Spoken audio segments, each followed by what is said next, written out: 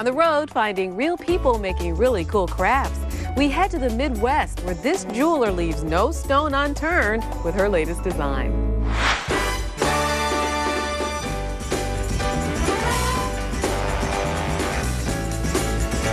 I'm Emily Weiser from Chicago, Illinois. I make jewelry. Like this silver beaded bracelet.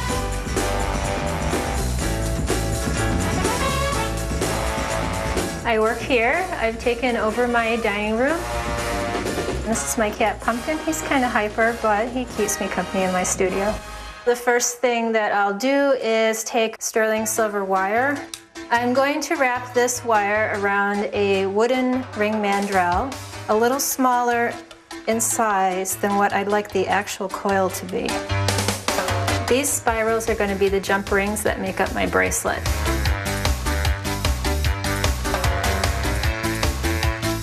Now I'm going to make the small jump rings with this little tiny mandrel. I cut a little bit more of the 16 gauge wire.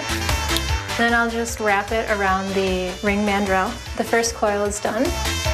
The big jump rings are for the bracelet, and the little jump rings are for the loops that hold the bracelet together. I've got my spirals made, and now I'm going to cut them into jump rings. I'm using a jeweler's saw and a number 2 jeweler's saw blade. I like to buy a higher quality blade because they last longer. I'm going to actually put the spiral inside the blade so I can cut it. Then I close the blade. I use this pan to catch any silver dust or loose spirals that may fall down.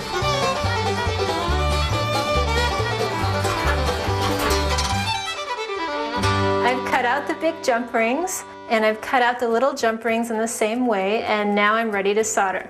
I'm closing the rings with 2 flat nose pliers. Now I'm getting out my little toothpicks to apply solder paste. I'll solder all the little jump rings at once. Then I'll put the little jump rings inside the big rings and solder the big rings closed to form the bracelet. Typically, I would apply flux before applying the solder, but I don't have to because flux is already in the solder paste. I've put silver paste on my jump rings, and now I'm ready to solder upstairs. I've got this really great old sun porch, and the reason why I solder up here is because the porch is really well ventilated and soldering releases a lot of fumes.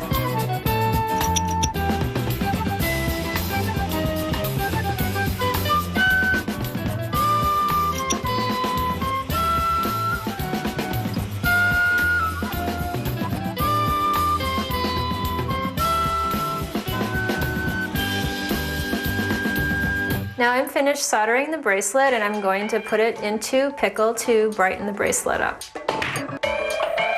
This pickle is a mild acid solution, and I put it in there for about 15 to 20 minutes until the bracelet gets bright.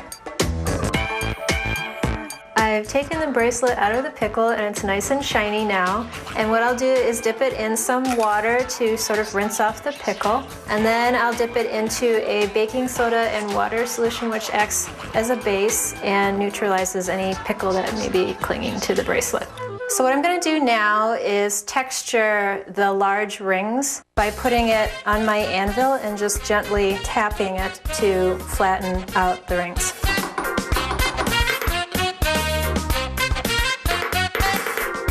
I've finished texturing the bracelet, and I'm ready to add beads and stones.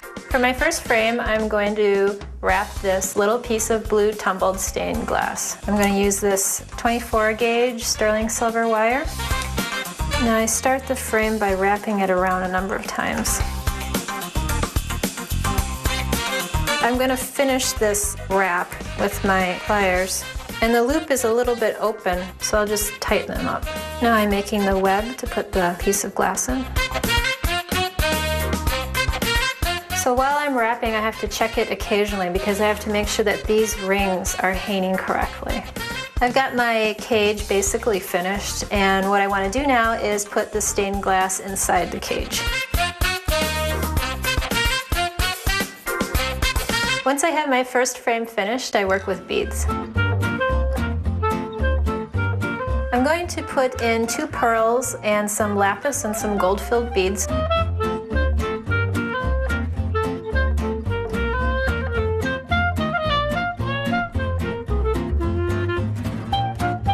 And now I repeat both the stained glass and the beading until I finish the bracelet.